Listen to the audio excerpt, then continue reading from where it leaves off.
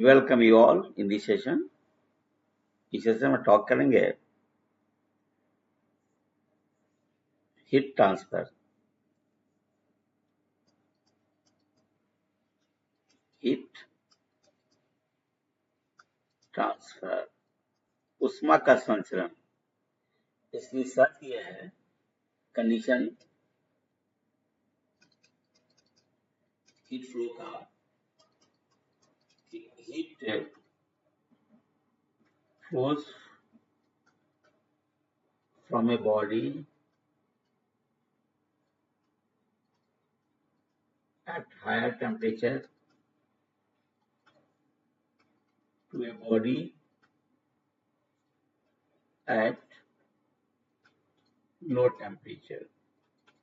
उच्च ताप वाले वस्तु से निम्न ताप वाले वस्तु के हीट का फ्लो होता है। जैसे मान लिया जाए कि बॉडी है ये ए, हमारी दूसरा बॉडी ये बी है, ठीक है। इसका टेम्परेचर मान लो कि टी ए है, इसका टेम्परेचर मान लीजिए कि टीबी है। तो हीट फ्लो जो होगा ए से बी की ओर तभी होगा जब T A is greater than TB. Then say the heat Q transmitted from a body A to a body B, right. अब ये तीन मेथड्स है ट्रांसफर के, जो मेथड्स होते हैं वो तीन मेथड्स होते हैं। मेथड जो होते हैं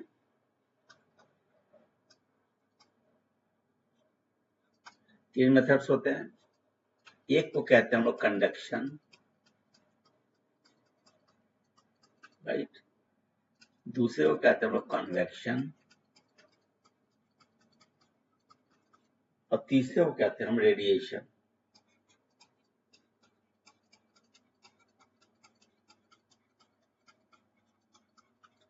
राइट। कंडक्शन में क्या होता है ना कि हीट का जो फ्लो होता है वो मीडियम पार्टिकल्स के टू एंड फ्रो मोशन के चलते होता है। मतलब कहने का अर्थ हुआ कि वह ऑस्टेटरी मोशन से चलते होता है, वाइब्रेटरी मोशन से चलते होता है। जैसे मान लिया जाए कि लोहे का एक छड़ है, लोहे के छड़ के एक छोर को आप डाल दें फायर पिट में, आग गर्मी के स्रोत में, और दूसरे पार्ट को आप पकड़ेंगे तो आप देखेंगे कि धीरे धीरे धीरे धीरे आपका दूसरे पार्ट में हीट आ जाएगा और आपका हाथ जलने लगेगा। This is the kind of the conduction. यानी सॉलिड में जो हीट का ट्रांसमिशन हुआ इस तरीके से वो क्या हुआ, एक कंडक्शन के कारण हुआ। तो याद रखिएगा, कंडक्शन में जो हीट का ट्रांसमिशन होता है वह है ड्यू टू द ऑसिलेटरी और the vibratory motion of the medium particles. जो लोहे का छड़ है वो उसका एक छोर जो है वो गर्म हो जाता है। गर्म होकर उस छोर पे जो आयरन का पार्टिकल्स है वो क्या होता है, वाइब्रेट करने लगता है, टू एंड फ्रो मोशन करने लगता है।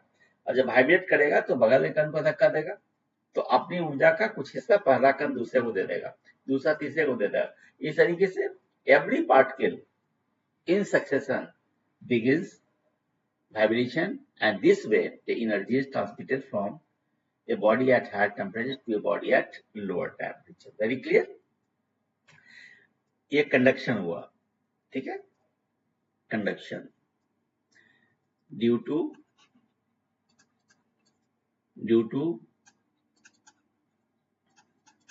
Vibration of medium particles, iron rod heating, example के तौर पर हो गया।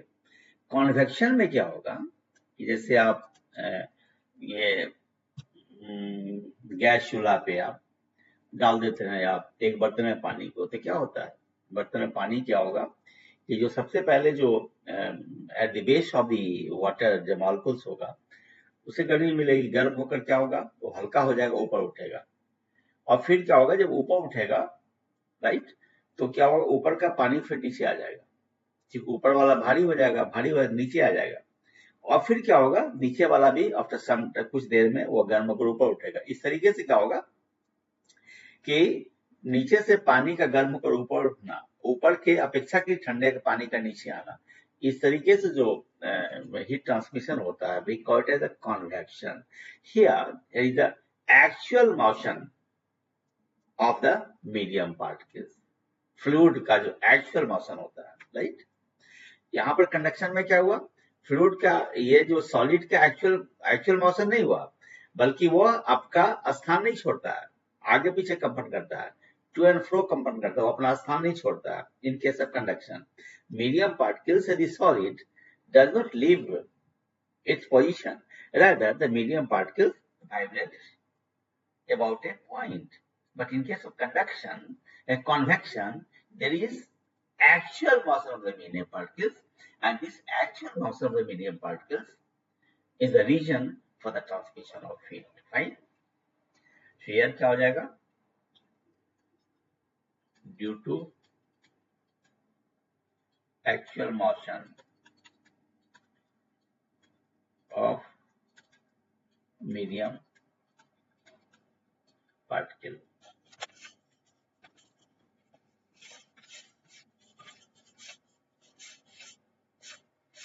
ठीक है। अब क्या है, ये कॉन्वेक्शन हुआ, जैसे अब लिक्विड को और जो गैस होता है उसकी जो हीटिंग होती है वो हमारा कॉन्वेक्शन के माध्यम से होता है। Now come to radiation. Radiation में क्या होता है, कहने का अर्थ है कन्वेक्शन कॉन्वेक्शन दोनों में भी मीडियम पार्ट की जरूरत है, medium particle is must. But radiation क्या है, यह इलेक्ट्रोमैग्नेटिक वेव है, विद्युत चुंबकीय तरंग, और विद्युत चुंबकीय तरंग के गमन के लिए किसी माध्यम की आवश्यकता नहीं होती है। No medium is needed. जैसे we are getting energy in the form of light and the heat, electromagnetic energy from the sun, सूर्य से जो हमारे पास जो हीट एंड इलेक्ट्रोमैग्नेटिक एनर्जी जो आ रहा है, वो क्या है कि पृथ्वी सतह से खास ऊंचाई तक जो है, से अप टू 320 किलोमीटर और सो, उसके ऊपर तो कोई वायुमंडल नहीं है, फिर भी क्या होगा, the sun is far away from us and still we are continuously getting energy from the sun. It's due to the radiation. याद रखिएगा कि रेडिएशन के लिए किसी माध्यम की जरूरत नहीं है, और सूर्य से हम तक जो प्रकाश किरण का जो आना है, एनर्जी का जो आना है, रेडिएशन का आना है, it's radiation. Okay, now come to the laws of thermodynamics. Laws of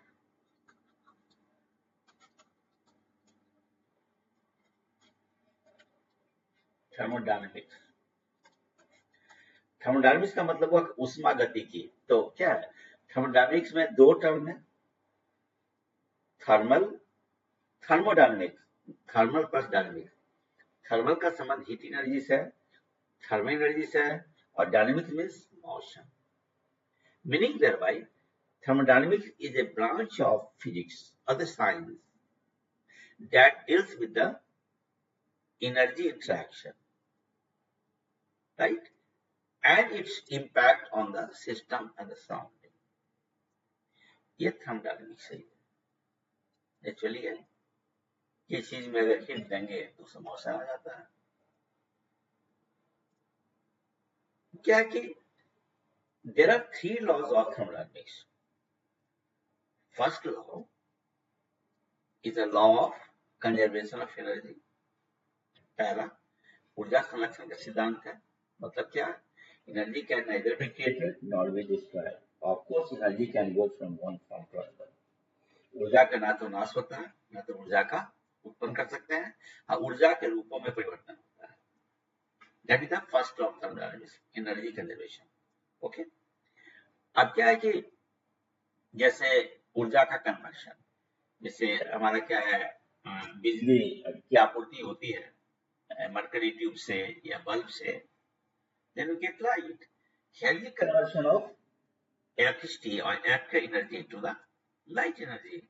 उसी तरीके से you can go for the conversion of light energy into the electric energy. जैसे फोटो इलेक्ट्रिक इफेक्ट है। फोटोइलेक्ट्रिक इफेक्ट, कि क्या होता है कि रेडिएशन से क्या होता है, सुटेबल फ्रिक्वेंसी के रेडिएशन से और जो मेटल्स होते हैं, जिससे मान लिया जाए अल्कली मेटल सोडियम पोटेशियम होते हैं, उसके सरफेस पे यदि सुटेबल फ्रिक्वेंसी का लाइट को अगर इम्पैक्ट कराया जाए तो क्या होगा, उससे इलेक्ट्रॉन्स निकल जाता है, and those electrons contribute to the electrical conductivity. Fine. इससे क्या आपने देखा कि यहाँ पे लाइट का इलेक्ट्रिसिटी में कन्वर्सन होगा। उसी तरीके से आप जान सकते हैं तो हीट एनर्जी को भी इलेक्ट्रिसिटी में कन्वर्ट कर सकते हैं, उसको हम कहते हैं थर्मो आयनिक इमिशन। थर्मो आयनिक इमिशन, यदि आप फिलामेंट्स को गर्म करें तो इलेक्ट्रॉन्स निकलेगा, उस इलेक्ट्रॉन्स को यूज करके आप इलेक्ट्रिसिटी ले सकते हैं। उसी तरीके से क्या है, अगर हम इलेक्ट्रिक एनर्जी का कन्वर्शन हम मैग्नेटिक एनर्जी में कर सकते हैं। अगर कोई आयरन का रॉड है और उस पर अगर कोई कुंडली लपेटी हुई है और उससे हम जब ये कॉपर वायर से हम यदि करंट को फ्लो कराएंगे तो क्या होगा, that piece of iron becomes a magnet. Here is the conversion of electric energy into the magnetic energy. Same way there may be the source of the magnetic energy into the electric energy. वो भी हो सकता है, यदि मान लिया जाए कि कोई कुंडली है और क्या है, कुंडली के सिरों के बीच में मान लिया जाए आप अमीटर दे दिए हैं या वोल्टमीटर दे दिए हैं और उसके पास में एक मैग्नेट है, मैग्नेट को रोटेट कराइएगा, there is a deflection in the ammeter और the voltmeter. This shows that there is a current, creation of the current due to the motion of the magnet. In fact, जो motion magnet का जो motion होता है, that is here is a change of the magnetic flux, and due to the change in the magnetic flux, what happens? Induced EMF is created, and that is the Faraday law of electromagnetic induction. So this is how, and the first law speaks to the conservation of energy. That is, the energy can neither be created nor be destroyed. Of course, energy can go from one form to another. Right? Second हम आते हैं second law of thermodynamics. Second law of thermodynamics का जो संबंध है वह heat के flow से, एनर्जी के फ्लो से है सेकेंड का। जैसे क्या है कि अगर ये हमारे पास इंजन है सपोज करते हैं, लेकिन ये जो मैंने बताया अभी कि एनर्जी का जो फ्लो का संबंध है, तो मैंने पहले भी कह दिया था high temperature slow temperature flow करेगा, होगा फ्लो होगा। नो डबल केस में ये थोड़ा सा मैं डायग्राम का इस्तेमाल कर लेता हूँ, ठीक है। We are talking of the so called the, अभी तो पहला जो फर्स्ट लॉ की बात हुई थी, फर्स्ट लॉ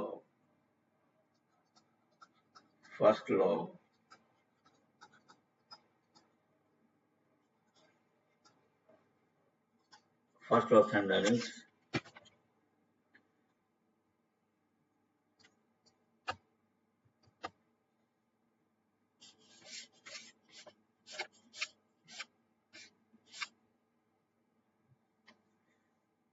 हम देखते हैं, फर्स्ट लॉ को मैंने बताया कि वह क्या है, एनर्जी कंजर्वेशन ऑफ एनर्जी,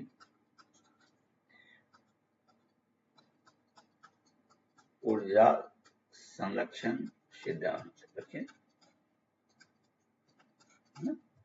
इसको थोड़ा सा हम ये कर सकते हैं, मैथमेटिकल रूप भी दे सकते हैं। वो ये है कि du is equal to dq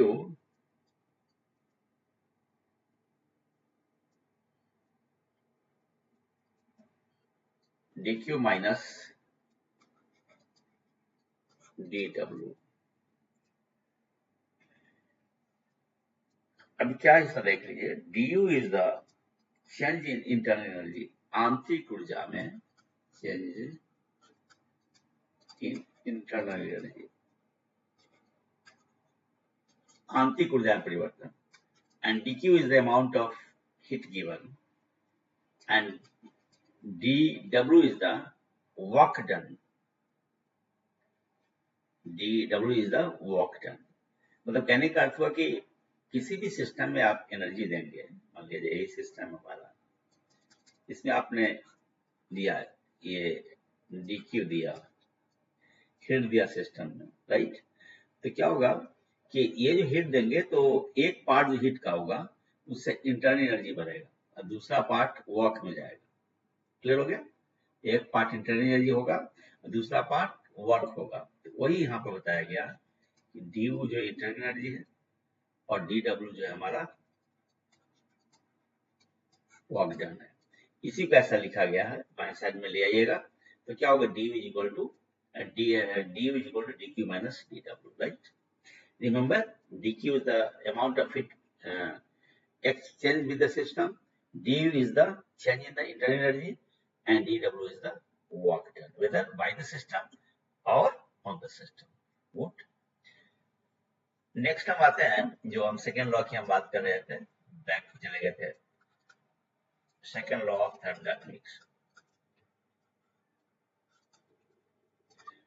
second law of thermodynamics में क्या है कि मैंने बताया आपको कि इसका संबंध हीट फ्लो से है, ठीक है।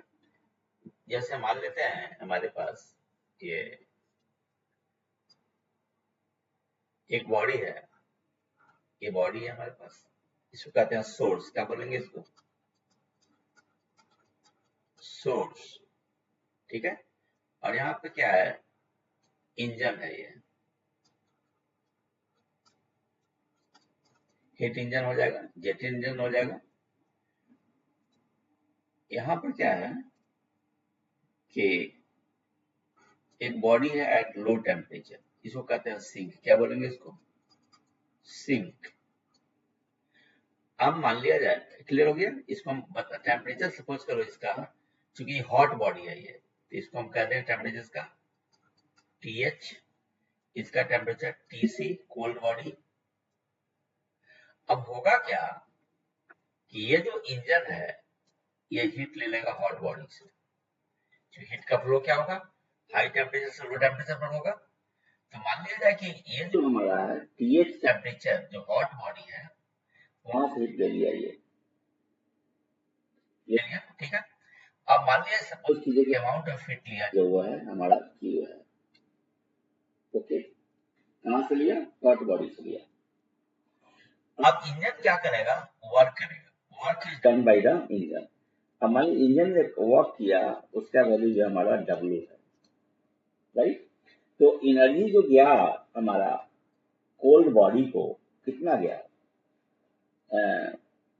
Q minus W is equal to, इसके पास जो एनर्जी मिलेगी ये जाएगा इसको। अब सपोज करते हैं कि ये ऐसा हम कर दे कि इसको QH बोल देते हैं और इसको हम क्या करते हैं QC कह देते हैं, कोल्ड बॉडी का मतलब हुआ, ठीक है। तो हॉट बॉडी से कोल्ड बॉडी की ओर हुआ और हॉट बॉडी से क्या होगा, इंजन ने हीट लिया, amount of heat taken by the engine is QH, a part of energy of the heat taken from the hot body goes to work and remaining goes to the, हमारा क्या है, sink में चला जाता है।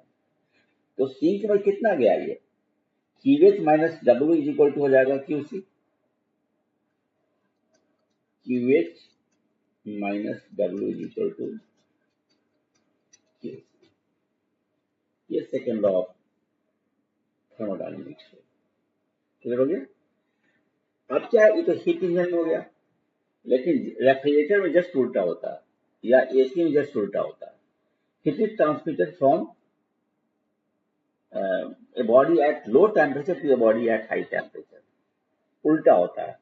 तो उस पर क्या होगा कि ये जो हमारा सिस्टम है, इंजन है, इस पे वर्क देना पड़ेगा। जैसे यहां से अगर हमको लेना है तो ये हमारा इस पर ये जो वर्क निकला है ना, माइनस W निकला है ना, इससे हमें वर्क करना पड़ेगा W, तब देन जाकर क्या होगा, W n plus QC will be QH. That is the principle of the AC or the heat pump or the refrigerator. याद रखिएगा, रेफ्रिजरेटर में क्या होता है, हीट पंप में क्या होता है, it is transmitted from a body at low temperature to a body at high temperature, जो कि यह प्रिंसिपल के खिलाफ है, क्योंकि ये तभी संभव हो पाता है जब सिस्टम पद, ठीक है, जब वो क्या है, इंजन पर ही वो आपका वर्क देना पड़ेगा, डब्ल्यू देना पड़ेगा, तब जाके संभव हो सकता है। ये हीट पंप का प्रिंसिपल है। सेकेंड लॉ ऑफ थर्मोडायनेमिक्स हुआ ये, जिसका संबंध हमारा इंट्रोपी से है, ठीक है। और थर्ड लॉ ऑफ थर्मोडायनेमिक्स है, उसका संबंध इंट्रोपी से है, लेकिन वो कहता क्या है कि इंट्रोपी, अगर टेम्परेचर जो होगा किसी सिस्टम पे, कोई भी सिस्टम है, टेम्परेचर अगर एब्सोल्यूट जीरो तरफ बढ़ता है, एब्सोल्यूट जीरो तरफ बढ़ता है, तो इंट्रोपी क्या होगा, वो भी शून्य तरफ बढ़ेगा। This is third law of thermodynamics. Clear हो गया? पहला का संदर्भ है हमारा, पहला का संदर्भ है principle of conservation of energy से, दूसरा का संबंध है हीट फ्लो से, इंजन के केस में heat transmitted from high temperature to low temperature, और एसी के केस में from low temperature to high temperature. Third law जो हुआ वो इंट्रोपी कहता है क्या कि entropy tends to zero when the temperature of the system tends to absolute zero, ठीक है। सेकेंड लॉ ऑफ थर्मोडायनेमिक्स जो है वो कहता है क्या है कि मैथमेटिकली मैं लिख ही दे रहा हूँ, स्पेस नहीं रहने चलते मैंने लिख पाया यहाँ पे, वो है हमारा सेकेंड लॉ की बात हो रही है, delta S is greater than, delta S is greater than और equal to Q by T, याद रखिएगा, Q by T, Q heat हुआ, टी टेम्परेचर है, delta S is equal to और greater than Q by T, where Q is the heat, T is the temperature. यानी कहने का अर्थ हुआ कि इंट्रोपी जो होता है नेचर में, जो जितने भी सिस्टम है, हमारा नेचुरल सिस्टम्स है, उसमें इंट्रोपी का मान हमेशा बढ़ता है। और इंट्रोपी का मतलब होता है डिसऑर्डर, रैंडमनेस, बोलचाल की भाषा में we may call it as indiscipline. So remember that the entropy of a system tends to increase. By entropy we mean the randomness or the disorder, याद रखिएगा। इसलिए अब किसी भी सिस्टम का इंट्रोपी यदि ज्यादा है, याद रखिएगा डिसऑर्डर ज्यादा है, रैंडमनेस ज्यादा है, and if the entropy of A system is less, तो मतलब क्या हुआ, डिसऑर्डर वहां कम है, मीन्स मोर अनुशासन है, ठीक है। So this is how we can talk of the heat transfer and the laws of thermodynamics. That's all for this talk. Thank you for giving me a patience listening. Thank you.